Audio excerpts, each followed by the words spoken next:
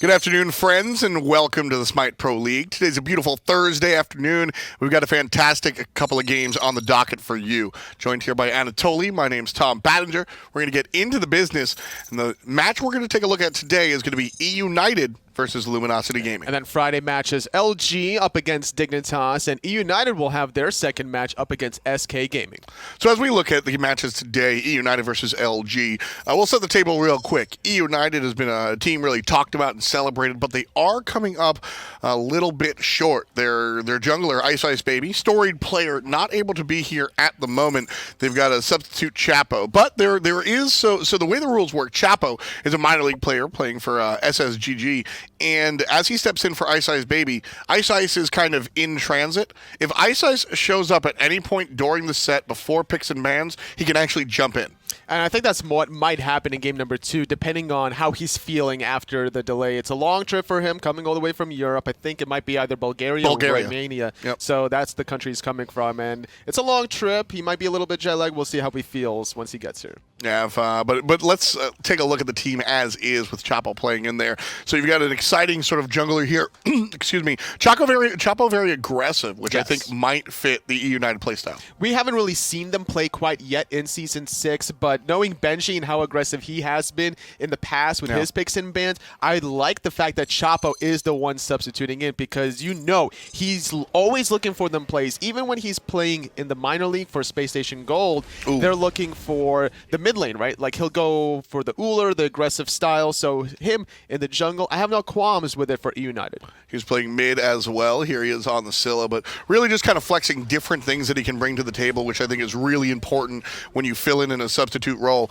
Not the sense that he's going to be playing different positions, but the sense that he can bring different styles to the game so he can adapt to what the team at large is going to do. Because, I mean, you've played as a main roster, but when you're a substitute, it's very different. When you're on a main roster, you're sort of feeding into the ideal set and everything the team is doing.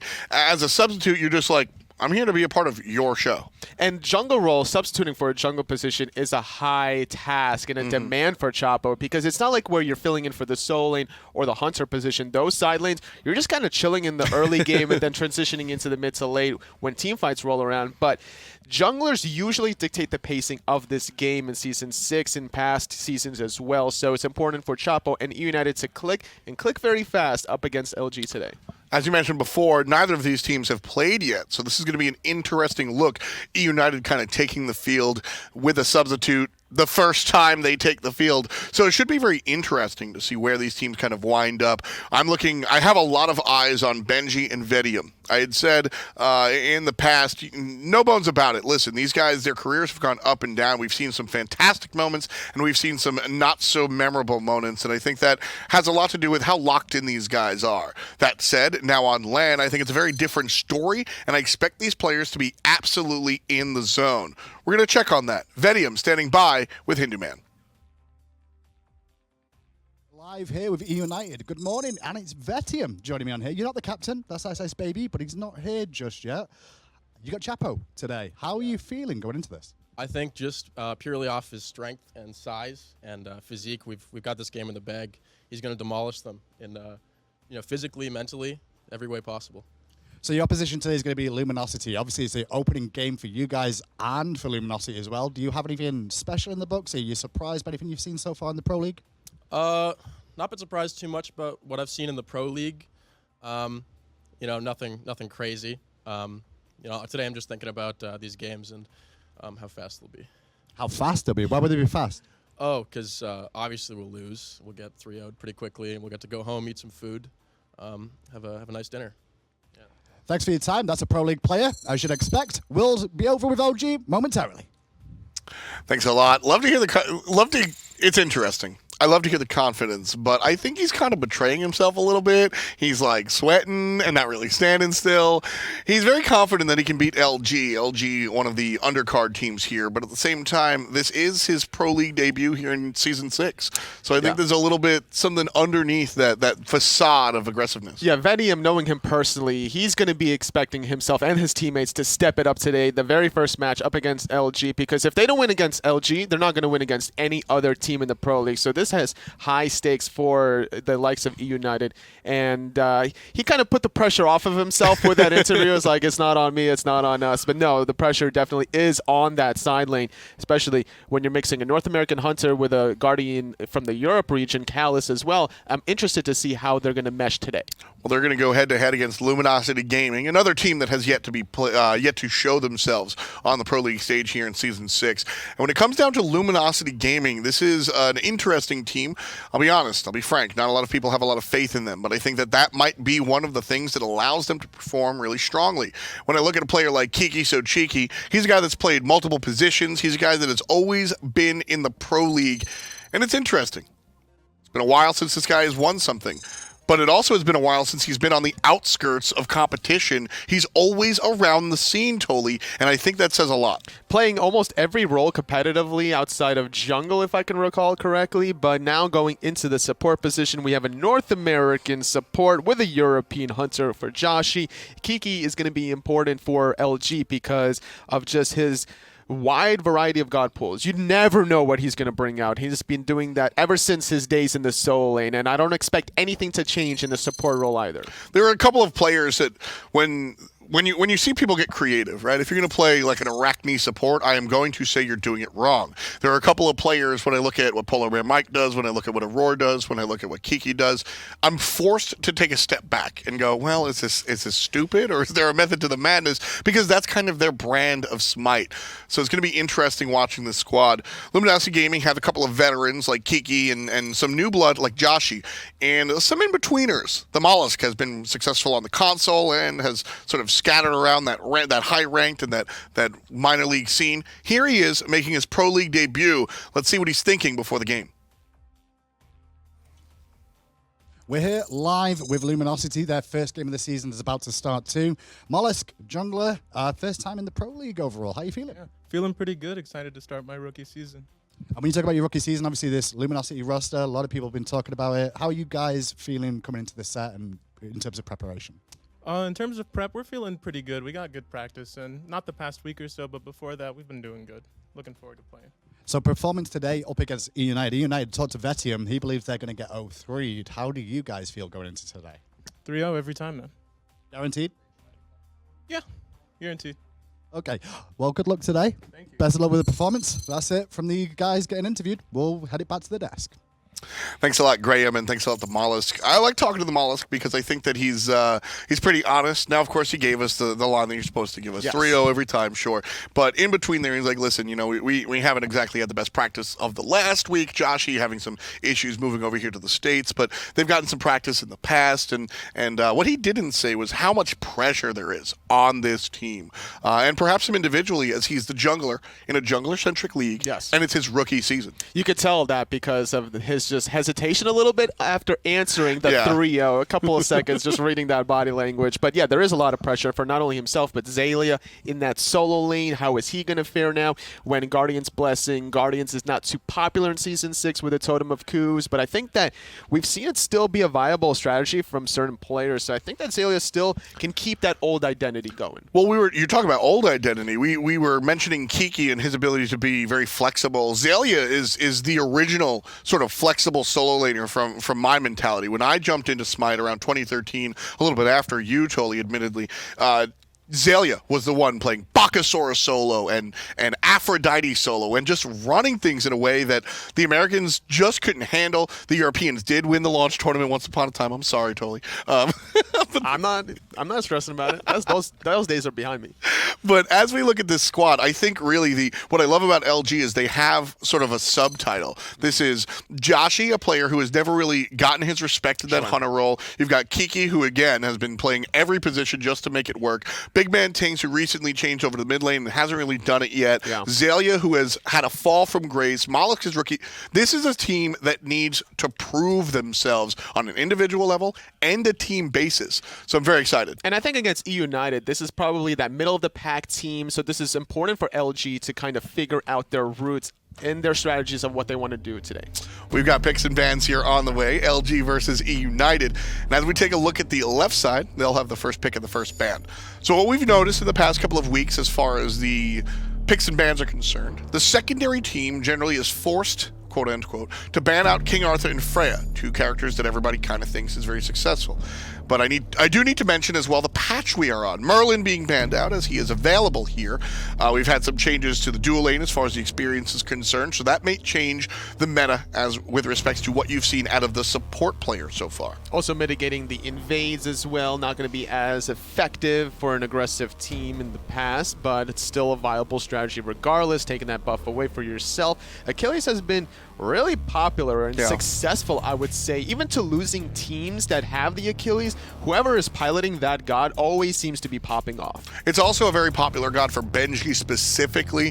Benji in that short side has made a name for himself on these very powerful characters that can play that true warrior position. By that I mean the aggressive side of things. I don't mean the defensive play, Guan Yu, sit there, although he can do that too.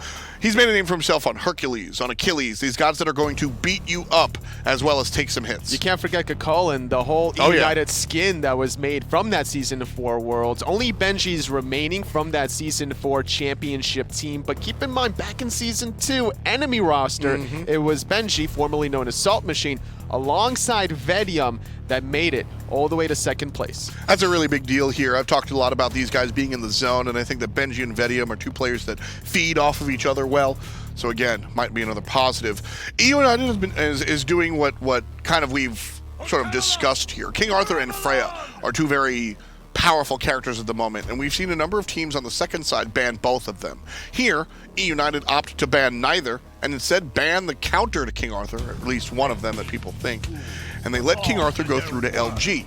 eUnited now could pick up the Freya if that's what they want, and they will, alongside the Fafnir, character who amplifies attack speed. So two characters, two peas in a pod here for eUnited, but they will be up against the King. Something that eUnited has been doing throughout their career, even when they were an enemy before making that transition, is objective control. Whether it's PBM of yesteryear or maybe now even Callus, formerly of Rival, I think that identity hasn't left this whole roster, already showing signs of that life with the Fafnir pick. You can expect early gold furies from eUnited probably around the 8-minute mark. Ratatasker Hachiman selected here alongside King Arthur. King Arthur is a straight-up solo laner, right? There's no world that we see him in a support role for Kiki. You say that, and then I think Kiki, and I'm like, you know what? That's the only reason I asked. There's no other person besides Kiki that might run Arthur in the support role. But honestly, if I'm Xaliea, I'm probably wanting Arthur just to be a bully here and to see what Benji is really truly capable of today. We'll see how it all works out. Last pick of the first half for eUnited on the clock here. Freya, dual lane or mid lane, you think? So it's going to be BigManTingz in the mid lane. I haven't really seen him play too much Freya. I wouldn't be surprised, though, if it's going to Vetium. And there he is! Ice is He's here. here! However, as we said, picks and bans have begun, so he is unable to play in game number 1. Chapo will be in the jungle, which is why we see this Serket selection. Fantastic choice. The first replay we showed of Chapo was him on making an absurd play on Serket. So Chapo will be playing here in game number 1, and although I suppose there's a world where Chapo goes 20-0 and they want to keep the hot hand on deck, I really expect to see Ice in game number 2. Man, that hot Atlanta traffic not doing eUnited any justice as Ice Baby is at least evaluating picks and bans. He doesn't seem displeased so far. All smiles and giggles with the roster thus far. You mentioned the Serket for Chapo. It's one of his signature go-to gods outside of the Ao Kuang, I would say, in that jungle position. He's got a nice hat. You like his hat? It's all right. No, you should like his hat. You're from New York. Come on, do it, homie. I don't like hats because it just hides my hair, so we got to show off the hair. That is the most totally answer I've heard in a while. Gab going to be banned out here by eUnited, and Luminosity Gaming trying to figure out how they want to deal with that. A couple more seconds left on the ban clock. King Arthur, Ratatasker, and Hachiman for them so far. And I think what they're discussing is, do they ban out mid laners or hunters? eUnited have this ambiguity with this Freya selection. And so, while a solo laner is still on deck, they're going to look towards the solo bans. We haven't really even touched upon Oceans in the mid lane for LG whatsoever. So like you mentioned before, this Hachiman could go either way. Fair. Could go for Oceans. It could also go for Joshy. We're just not sure quite yet. eUnited thinking about their next ban here. 2 Guardians banned out so far, and the Merlin. I'm eager to see if we'll see any Merlin or if he'll just be banned out all day today. He's a powerful character. He is. I think maybe just teams haven't practiced too much with it recently. I feel that That more. could be more of it. It's like, hey, we haven't played it, and we haven't played against it, so let's just take it off the table. I think that's really the case as well. Don't get me wrong, I think Merlin is really strong, and the biggest difference, it's always very interesting watching the Pro League games and then watching your own individual ranked games as Terra's panned out here by eUnited, because Merlin's the character that can run these games with no communication, but in a team environment it's very different. We saw, I believe, on Tuesday where it was Pretty Prime's team being able to run the Merlin and the Arthur combination. Yeah. Didn't have too much success in those games as a result, but I think it was just the pressure that was onto the Merlin. His one downfall is his lack of escape, right? It's a 24-second cooldown at rank 1, and it shares cooldowns between all 3 stances, so very difficult to get out of a sticky situation. eUnited right now. No Hera, no Bologna. They're looking for what could be a mid laner and what definitely should be a solo laner. I don't think we're going to see the Fafnir solo. We have seen the Serket solo, actually. Fine OK played some Serket solo the other day and looked absolutely incredible. His ending slash line was 7-1-7, and all the stuff that didn't wind up there. Initiation, body blocking for his teammates, just so much mobility on the Serket allowed him to play that frontline assassin. I think somebody against Baskin in the minor league played the Fafnir. It was a little interesting to see that happen, but needless to say, it did not work out for them, so I doubt we're going to see that change in the SPL. Fenrir here chosen for eUnited. Now this could be a selection for Benji, but Fenrir has recently had some changes that shies him away from the specifically the support position. Totally, how do those changes affect Fenrir in the solo position? So with the Cleave now being available on your Brutalize without 5 runes, it's viable in jungle, it's viable in the solo lane. You can easily group up the minions by getting some aggro, grouping the whole wave together, and using that Brutalize to clear the wave. The issue is now you have to worry about getting it canceled, right? Like, we haven't seen too much Hades specifically, but Hades would be a great matchup against Fenrir. Ardio's already banned away with Ratatasker and Arthur. I love this.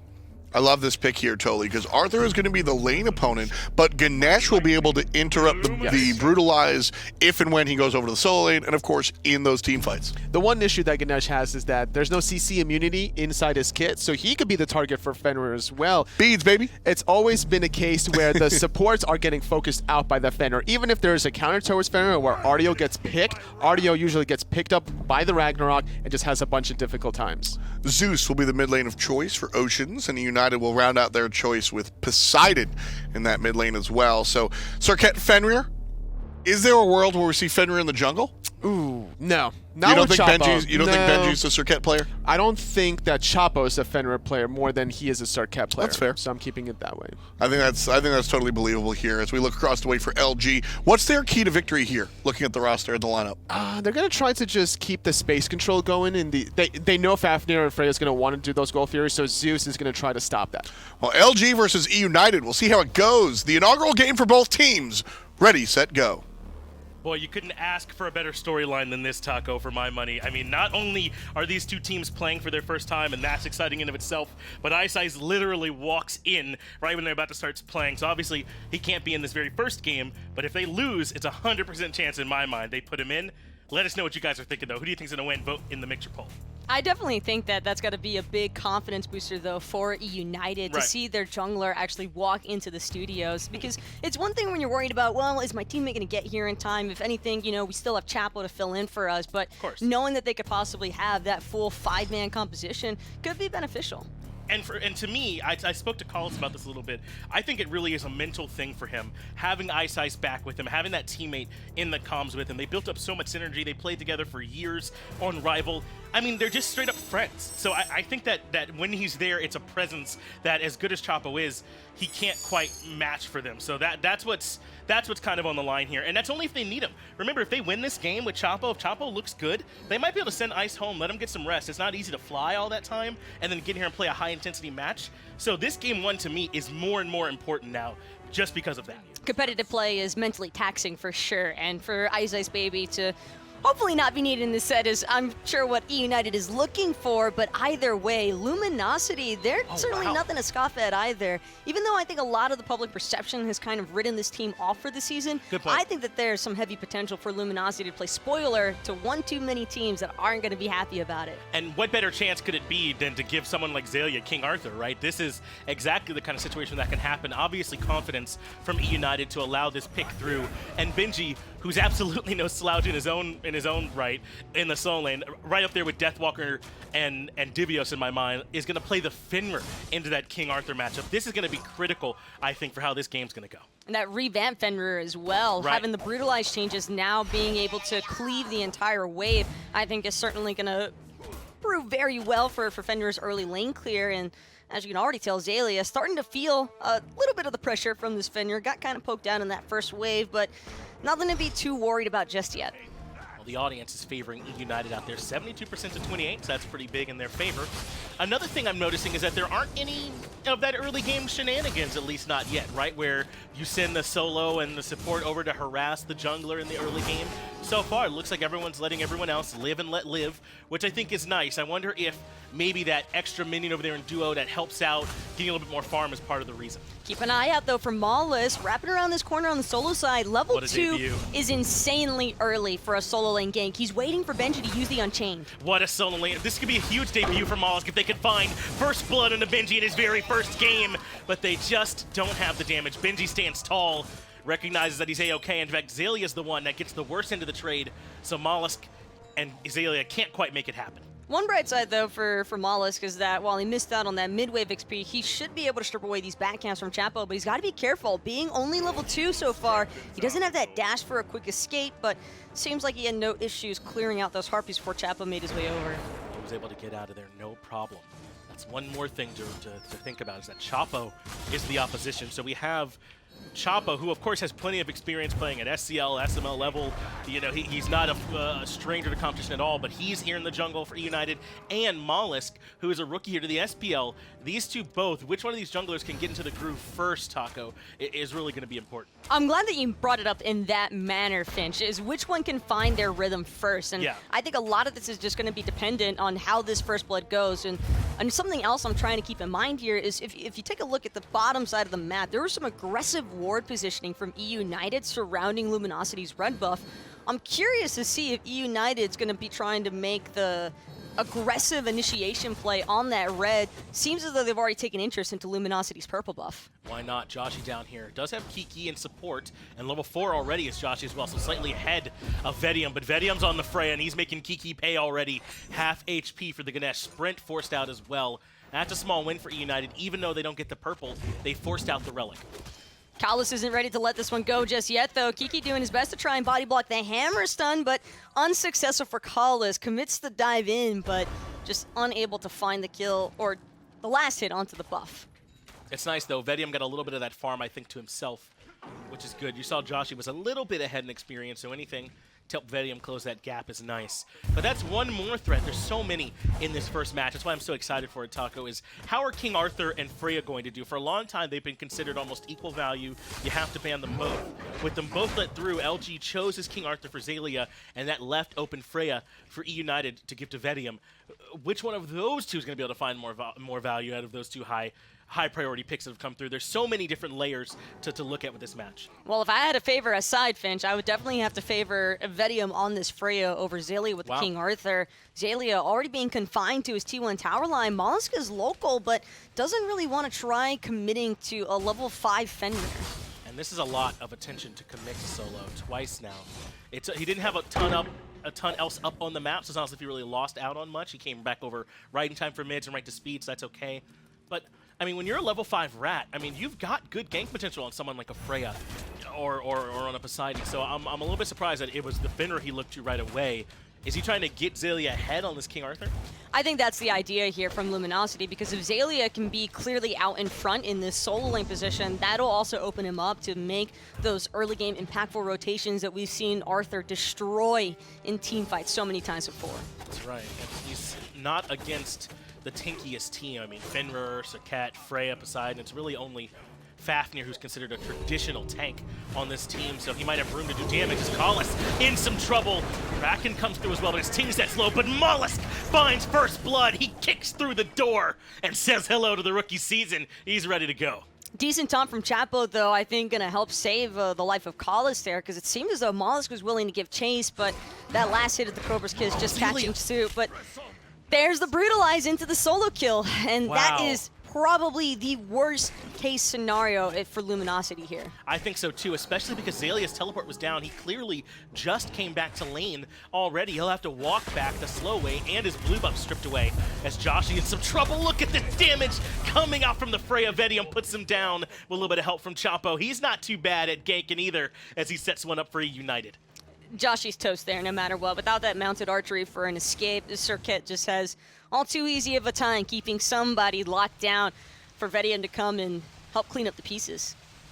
Action all over the map, at least across this last minute. But Taco, like you were saying, this might be the worst case scenario now for this King Arthur over in solo.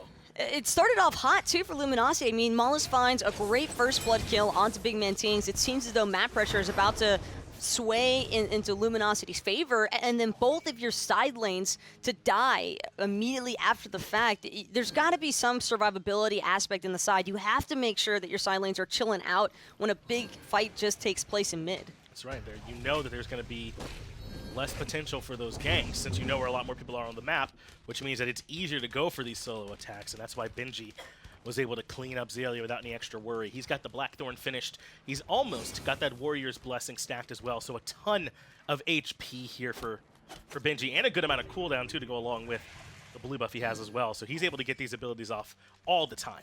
Things might start tipping back into Xalia's favor, though. Despite the fact that he's 2 levels underneath Benji right now, with that Glass Shield being finished off and having the sustain out of the Warrior's Blessing, it might play a little bit more to Xalia's favor throughout the poke in the solo lane, since Benji opted for that Blackthorn Hammer. It really has started to seem like, though, Taco, the best way to deal with King Arthur in lane is to have plenty of aggression of your own and some degree of sustain, like he will with the Seething Howl, or like we saw with the Camazotz as well. So it looks like as long as you just don't let him bully you, you can do okay, as now Chapo in trouble immediately goes into the last breath to avoid getting CC'd, and he's able to walk right out of there like a bandit. Chapo, just leave it. That's a big cooldown to lose, though, is not having Chapo for setup. I think could hurt BigManTingz a little bit here, or at least it's going to slow down the aggressive play from eUnited, potentially. It certainly could. We'll have to be careful as Joshy gets banished yet again by that Freya whoop. But he stands tall.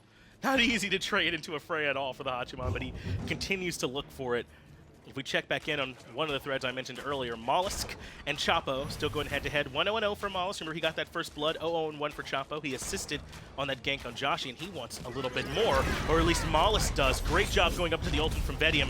Means he will not get knocked up, and he holds onto the beads for the second round of CC, but it doesn't matter. The damage too strong. Now Chapo in trouble. Joshy cleans up the kill, but there's a Kraken coming through for BigManTingz, and they drop down the Dharmic Pillars to give him an escape path, and now Collis in some trouble.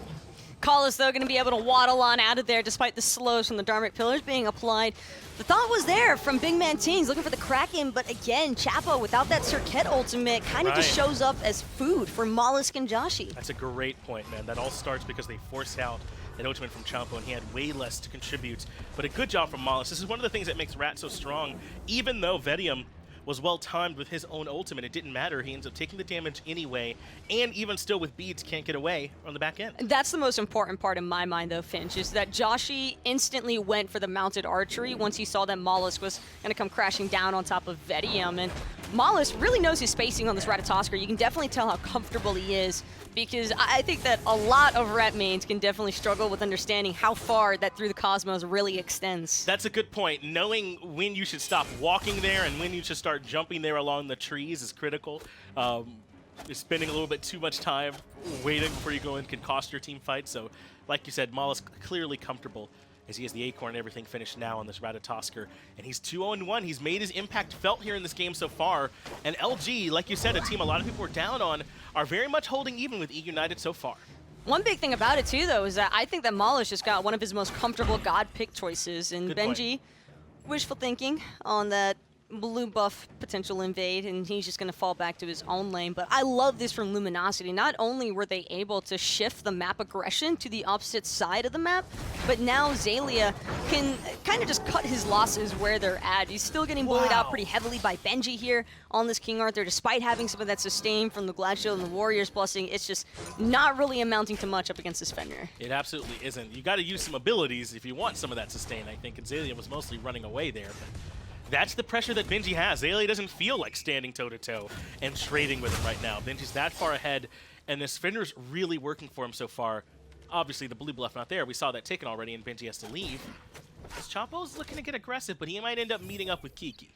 If I'm Luminosity, though, I think I continue to prioritize mid and duo side focus, because Benji might be huge on this Fenrir, sure, but a Zeus and a Hachiman can definitely shred through a Fenrir in no time at all, and I think it's going to be mostly on Oceans and Molluskk to kind of coordinate to help bring down Benji in the team fights whenever the laning phases start breaking off a little bit more into those team fight engagements. It's going to be hard for Oceans as this Zeus in the back line because, yes, they're all squishy so he can blow them up, but they're also all damage dealers so they could all blow him up without too much trouble as Xaliea gets pulled right back towards Chapo, who's waiting with the Cobra's Kiss. Knockup comes through, but Last Breath will land and shut down the healing from Xaliea. That means Chapo finds the kill. Benji's low, but Molluskk can't do it alone. Dharmic Pillars is good, though, to block his path. The silence as well, and Molluskk completes the killing spree. No one was expecting Kiki to be right around the corner with that Dharmic Pillars, and Chapo's got to be careful here, kind of playing with fire. Doing the back underneath the T1 tower, starting to wonder if Kiki and Molluskk are hoping for a dive here, but with Kali showing face, that should be the disengage from Luminosity. Yeah, I'm thinking maybe that Chapo wanted them to fall for that bait and dive, and then have this Kalis come in and lock them down underneath the tier 1 as the blue buff does get dropped. Kiki continuing to push, but recognizes that he's going to have to leave that one alone. He's just a Ganesh with little Ganesh autos. Split push Ganesh, I believe. 46 is the dream when you're auto-attacking those towers. 46, that's better than I would have guessed. I think it's close to like somewhere in the 40 range right now for Ganesh. Possibly low 20s, but sure. Kiki does at least have his reinforced Greaves online. This is also a really interesting build so far from Kiki. That rush of the Relic Dagger, I think, is actually a pretty smart prioritization because having that sprint up a whole 30 seconds sooner when it's not upgraded could be the difference between life or death in these Whirlpools and Krakens. That's right. I think it does have a lot to do with that Whirlpool and trying to get him away from that. The slow from Vetium as well. They're around it. It's a smart relic usage, and he's been liberal with them so far, so it makes sense that he'd want a few more of them if he plans to use them as often as he has so far. Benji, though, it's just looking like he hasn't even skipped a beat. This is the Benji that we have grown so accustomed to watching in Pro League play, just absolutely bullying whoever he's going against. It's easy to forget, ain't it, when you haven't seen him in a while, but this is exactly how this guy played. It was critical for them when they won on eUnited back in Season 4. I mean, it's just so strong for this team. He can bully just about anyone over there. That's why he's up there in the conversation with Divios and Deathwalker and Variety, because he has that kind of presence that so few have. Right now, Luminosity, they've had to miss out on a decent amount of these Totem of Coups because of the power and control that Benji has exerted over the solo lane. But I also think that Luminosity, for what it's worth, have done a pretty solid job at keeping up with eUnited's early game. I think that eUnited, for a second there, looked like they were going to start pulling really far out because they got the side lane kills, Benji was getting solo kills, and Luminosity managed to kind of slow the pacing into something more favorable for them. Kiki's in trouble. He's been locked down by Chapo. Kraken lands, but not for the knockup, and not for max damage either. Now it's Molluskk who's in trouble. He goes up to the tree, and that gets him away. They managed to keep Ganesh alive, but it cost them a couple ultimates to do so, Taco, and they finally make it back out. But I like the point that you were saying. It was some presence from Molluskk in solo, I think, that really helped Xaliea be able to stay in this matchup in the 1v1. Because he was in some serious trouble, as now the Gold Fury being considered. And it looks like eUnited are interested in this Gold Fury, but without BigManTingz having that Kraken, it could have been risky. Luminosity, though, just caught sleeping. That's part of why people love Fafnir. I mean, they went for that ultimate in the middle lane to try and catch out Kiki, but they realized they forced out a bunch of ultimates, and LG had to back, so why not take AoE Coerce over to the Gold Fury? Ocean still probably wishing that somebody from his team might have suspected something going on. I think that's mostly on Joshy, or Because it just looked like Luminosity flat out didn't know that the Gold Right. Fury was happening. It's one thing to know and make the call to give up the objective. It's another thing to have zero idea of what's going on in the map. Got to make sure that you at least have that information, as LG want the response by grabbing this Pyromancer, and it looks like they will grab it. I'm also interested, Taco, in this build from Vetium, skipping the boots so far. He's gone both rings, getting the bling on his finger, but not too concerned about his feet. I actually love this from Vetium because he gets the same amount of movement speed and a little bit more so, actually, because it's 10%, I believe, on both the Telkines and the Demonic Ring. So, oh, excuse me, the 7% movement speed and then the 10% on the Telkines. So 1% less. So 1% right? Yeah. less. And he could also possibly opt for the Hasten Ring as the 4th item. It looks as though he's buying into the, or building into the Bancroft's Talon right now to get some of that lifesteal and sustain. Kiki. The Whirlpool's what really did it. It was into the dash, but the cripple catches him at the tail end, and Tingz punishes the elephant. Joshy dashing in against a Freya. My man is very, very brave. Mounted Archery is not going to come out the better, though. Vetium takes up to the sky, gets the kill, and they're not done yet. Xaliea in some trouble. This could be trouble, though, for Chapo and Benji instead. Thorns has been popped. Ocean's going to have to take a little bit of return damage here if he chooses to detonate, but Benji's just fine.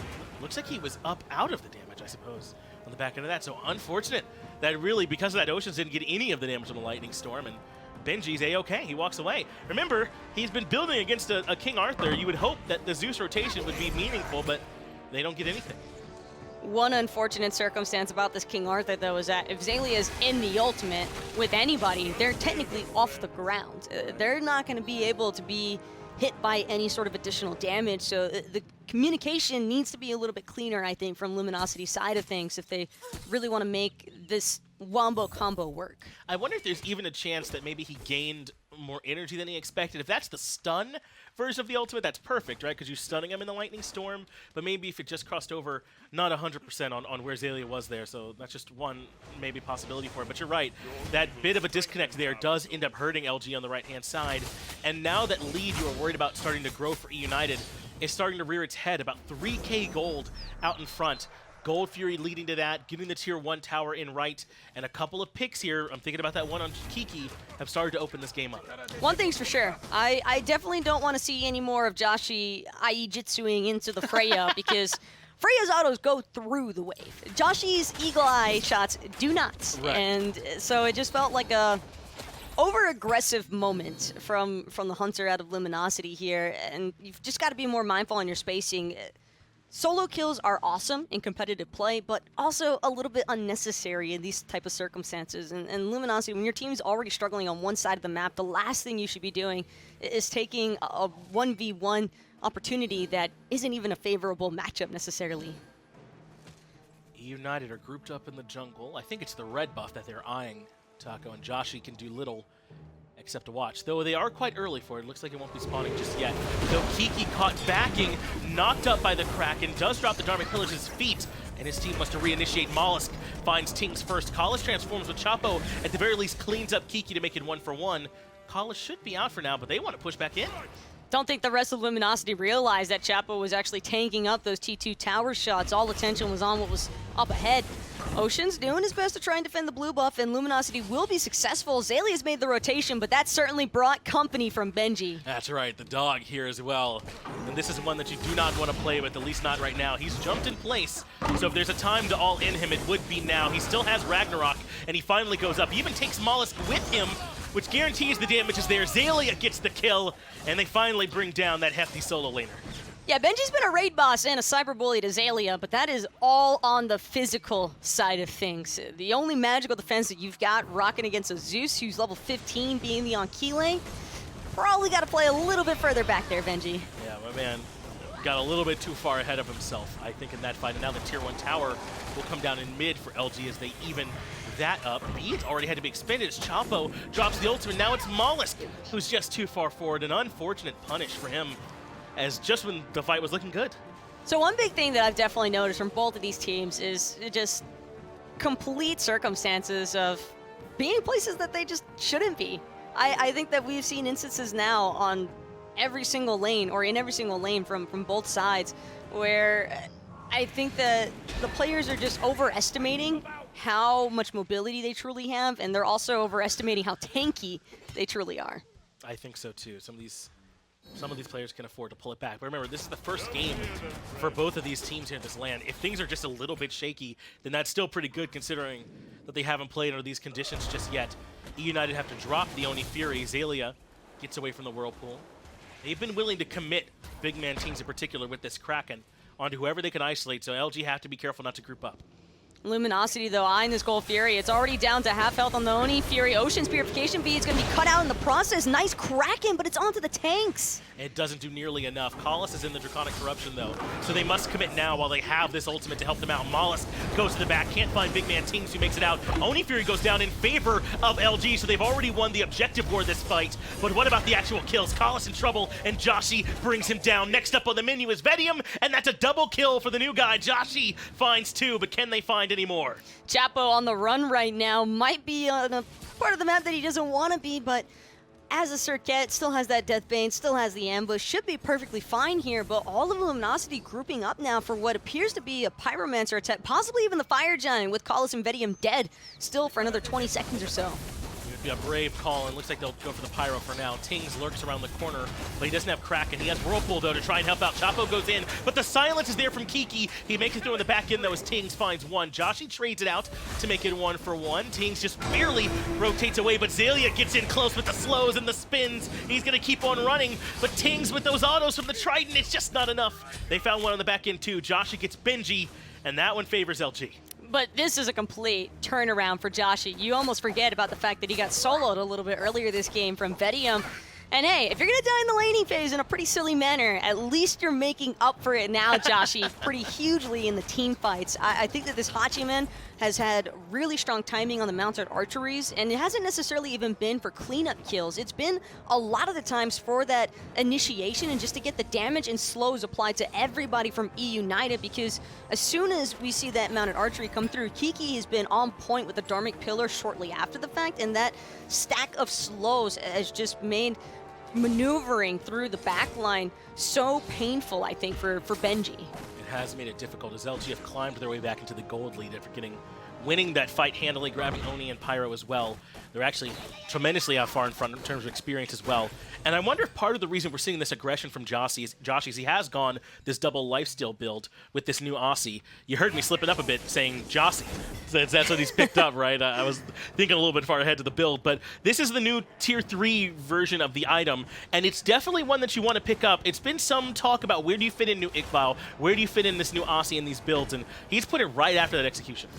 On a personal take, I honestly feel like New Iqbal might be a little bit of a trap oftentimes, or better reserved for competitive play.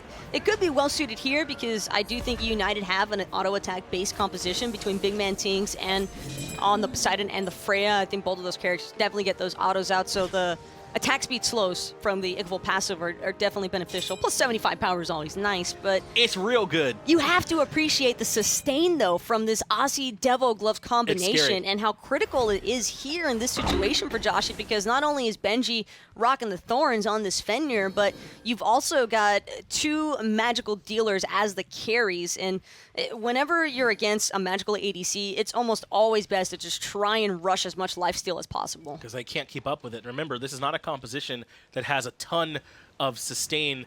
Actually, I'm talking myself out of it, really. I mean, you want to get Xaliea has plenty of it. Molluskk has some of his kit as well.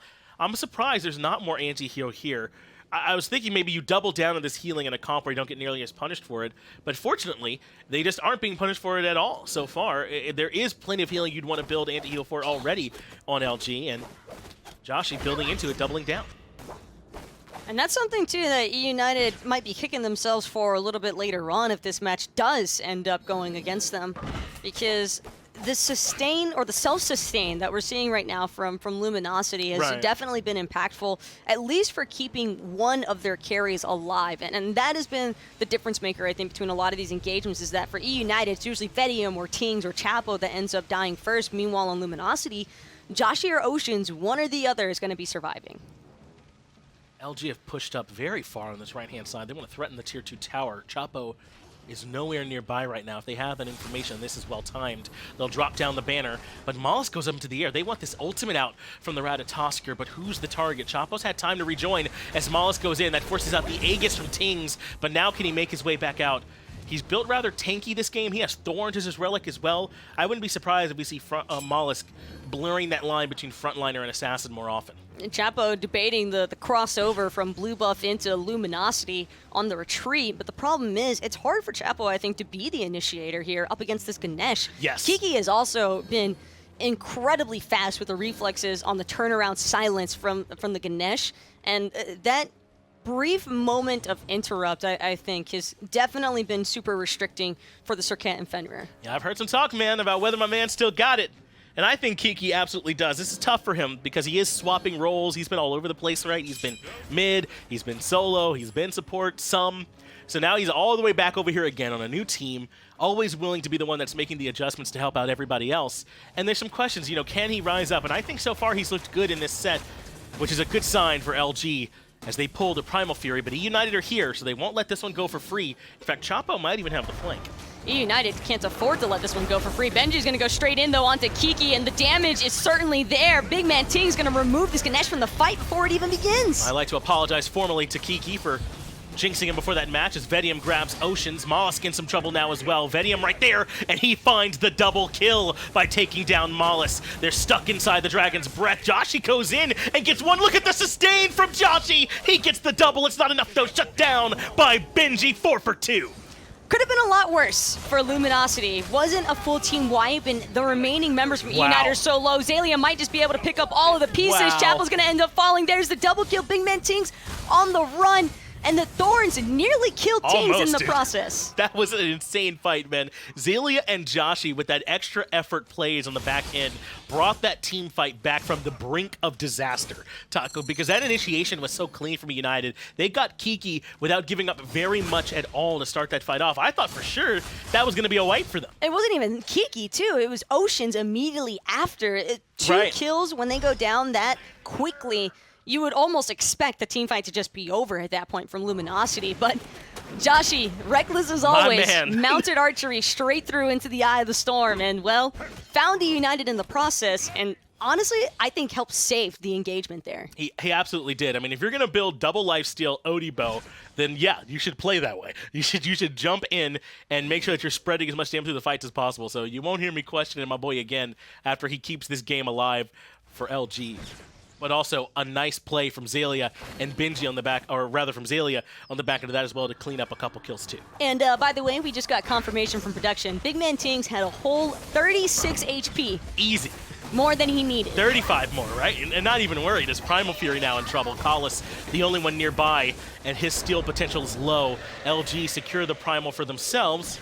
Makes it a little bit easier if they go grab that enhanced FG. Smart ohm from Kiki, though, because Oceans was a little bit too early on the trigger finger for that detonate, but fortunately for Luminosity, that Primal Fury is all theirs for the taking. And that team fight, technically, it was a pretty heavy stalemate, I think, between both of these teams.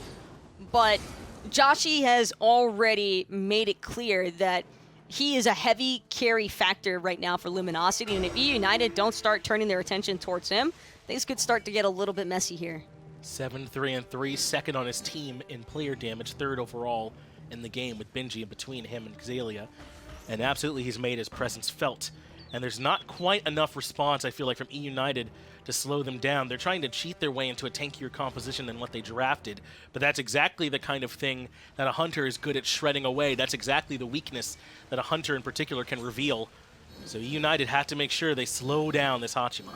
Especially since Joshy opted for the attack speed pen shred type of build with this chin size, executioner, Aussie, all that health that Benji was electing for early on, now starting to bite him in the butt because he's having a tough time, I think, surviving these Hachiatos. And that Fire Giant also, Vetium's tickling it at best. It's not a lot of damage that he's doing. Kiki has to be the front line for the team, but he had his Magai's cloak stripped, so it won't be nearly as strong. Chapo goes in to initiate first and gets blown up. Oceans hunts him down, but Chapo at least trades out. That's Xaliea traded out for Chapo on the other side. Joshy finds BigManTingz as Kalis goes up into the air, but it doesn't slow down Joshy, who finds himself a double kill. Kalis in some trouble in the backline as well. Detonate is not quite enough to punch through, but they don't need to. They turn their eyes towards the FG. And Kalis isn't even a threat right now. If he tries to show face for a steal, he is dead on sight. Benji also has the teleport available. There is a ward in the bottom right side corner there for eUnited. They could try and use to their advantage, but Benji thinking better of it, doesn't even try to make the attempt for a steal here. But that team fight just could not have been more one-sided, Finch. No, it could not have been, and that's because I think that you said it earlier, right? Chapo as the initiator for eUnited, I don't know if that's the game plan that wins him this one. It wasn't even the Ganesh that time that punished him so much. You just are locked in place when you're using Last Breath, and he took too much initial damage. All of the damage was just focused entirely onto Chapo, and not only that, but the Dharmic Pillar's cut off too. So by the time Chapo does manage to get away with the Mantle of Discord proc, giving him that brief second of CC immunity, it was just too far in, I think, for eUnited to have the response. They try to find the Kraken too, but again, it's onto Kiki, it's onto Xaliea. They don't care about a Kraken hitting them. They're the tanks, and they're actually tanks. That's right, yeah. The actual tanks on the left-hand side in the form of this King Arthur and this Ganesh are showing up so far. So LG, man, what an impressive debut game for them. And I think it's fair to make sure that we're noting that this is Chapo in and not Ice Ice. This eUnited team is not at their full strength. But I think there are a lot of people, I mean, you saw it in the polls, that even barring that, eUnited were the favorite coming in. So this is a very impressive performance to them. I don't think that there's any free wins out there, even against a team like LG. Can't write off anybody. Luminosity might not be the most experienced team for SPL play, but they've certainly got a lot of heart in it. And I know for a fact that these guys, they're trying, man. When I mean, as their correspondent, when I was talking to Kiki That's right. and asking them, like, how's the team feeling, he's telling me things like, look, we've only scrimmed like 3 times so far because there's been a lot of hecticness, a lot of craziness revolving around the pro scene and getting our players all moved in and situated and whatnot. So that's completely understandable. But these guys were just looking to come out, put on a show, and then see where they need to make their adjustments in the review. And right now, they're looking pretty damn good despite all of the circumstances surrounding. That's right. The game not over yet, but it looks good for them so far. In fact, Molluskk has 2 people over on the left-hand side with him. Tingz is there, and Chapo's trying to prevent him from backing as well. But I think that this might favor LG, even though it is Molluskk taking a lot of damage. The rest of his team with Fire Giant can continue to push, though they won't threaten that right side Phoenix yet. Molluskk is pinging out the rotations from Chapo. Oh, so the rest of LG have the information to come collapse. Oh, no. Chapo on the run right now. Molluskk, though, not in that through the Cosmos just yet. Won't be able to stun out Chapo in the process, so he will make it back to the safety of eUnited's Phoenixes before it's too late. But right now, I think Luminosity are just happy to take what they've gotten, which is every single tower on the map. The gold swing is what I'm really paying attention to here, Finch, because we're pretty much in the late game right now. Everybody's level 20. It's all heads up from here, but Luminosity, I think, now has the potential to start building into those 3K pots, the Elixir of Speed, working on those 6-item builds, and that could honestly be the difference maker between a one-sided team fight or, you know, eUnited having a possibility of pushing back against Luminosity. I think you're exactly right. Upgraded relics, one thing to consider too. So the gold lead certainly still relevant at this point, as we are seeing some anti-heal come through now towards the end of the game. Brawlers beat Stick to stack on top of what Chapo had inherently in the kit. Divine Ruin is there for BigManTingz as well. But I mean, just those 2, it's not a ton. Poseidon not so bad at applying it with that Whirlpool, so the Divine Ruin certainly will be strong, but you feel like they could have gotten even more here. But look at Vetium, even being forced into the Mantle of Discord. And I think that that's what's so vicious about Luminosity's current composition, is that if they get 1, they're probably getting everybody in a dominoes effect type of style where they just smother you. And that has been the problem, I think, for eUnited, is that when it comes to trying to battle against space denial on the map, Zeus is more than likely going to overtake a Poseidon. I think you're right on that one. And remember, this is an LG team that was a bit behind in this early game, right? Xaliea got soloed. Joshy got soloed. I mean, they had some struggles getting started. Kiki got picked a couple of times. But, I mean, to be fair, Kiki's been on some teams that have been through some struggles, right? So if anyone can keep their heads right after a rough early game, it's certainly him. And he can keep that team, you know, thinking correctly as they move into, you know, the rest of the game.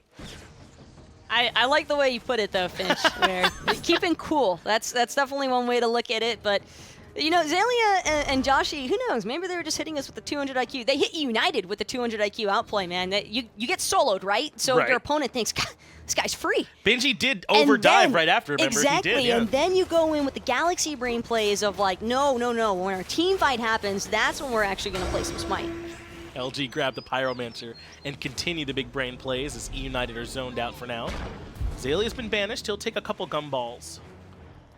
But not too much. He shouldn't end up suffering on the back end. Pyromancer back in, or rather the FG, the enhanced version.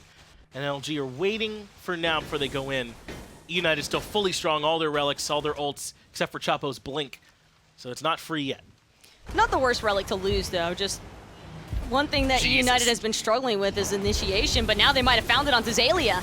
Benji goes in first, but Lightning Storm is right there on top of him. Even with the Thorns ticking, it's nowhere near enough. Chapo tries to come in for the cleanup on the back end, but can't find his way in. Kraken from Tingz off the mark. It finds nothing, in Collis zoned away by that silence. Now the fight's been dissected, and Chapo isolated from the rest of the squad, but Molluskk left in the middle could be in trouble. Last breath comes out. He's trapped inside the Whirlpool. That's perfect. They were able to pincer Molluskk because he couldn't stick with the team. And Chapo just barely managing to survive here. No one from Luminosity particularly healthy enough to want to take a swing at this enhanced fire giant.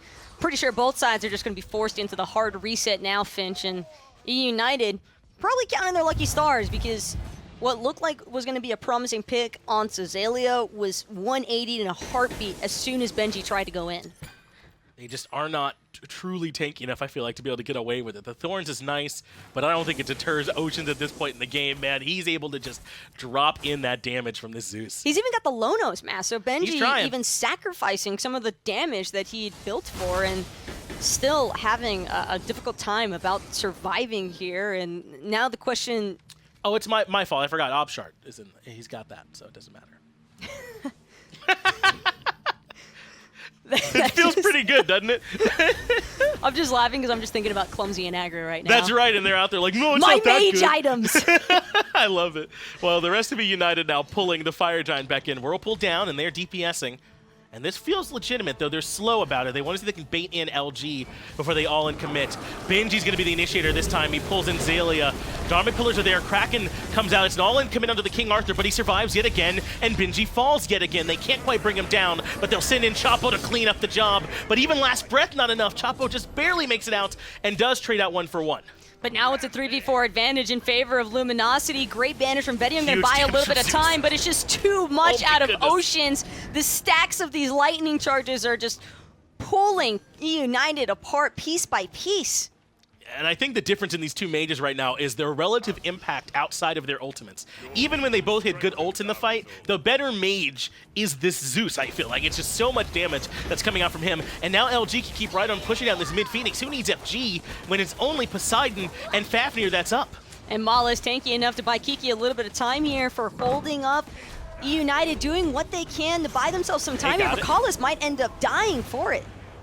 They're considering pushing, though. I don't know if that's wise. They had some trouble even with that Phoenix, so yeah, I think it's a good idea to go ahead and get back out of there. But Taco, what have you been seeing? What's gone wrong for eUnited in these fights? Is it the initiations? Is it the mages? What's off? They don't have anybody that can initiate. Whether it's Chapo, Benji, or Collis, I think that they're all going to meet the exact same fate that we've been watching Benji and Chapo face for their past few deaths now. They try to go in, and it's just too much front-end damage. Now eUnited hoping to have some contest on this enhanced Fire Giant, but it's just too little, too late. Collis and BigManTingz have no chance of interrupting there, and Luminosity, the base has been breached from eUnited already with that mid-Phoenix. All Luminosity need is a team fight. That's right. Molluskk went up into the air, and I think that helped just confirm there was no way in for United. They'll at least come strip away what bust they can. But I think you're right. They're having such a hard time finding a way to start these team fights off. We see Chapo get blown up every time he goes in. We see Benji blown up every time he goes in. And even when they are able to get an initiation, at best, it's onto Xaliea, and he tanks up so many of their cooldowns. It takes such an overcommitment for them to finally bring him down. You can't win the fight on the back end. You can control the laning phase, but that doesn't mean you can control the team fight. And I think that eUnited might have just fallen victim to the classic trap of the King Arthur. Is it classic already at this So point? many teams think that they can deal with it, and then this happens over and over and over again. And you're just begging for them to please ban the King Arthur. Just ban him. At least he's not up at 80K or whatever it was we saw from Variety. So it's not the damage portion of him that's so frustrating this time. It's that he's able to be that tank for them, that immovable object in the team fights that they just can't quite bring down.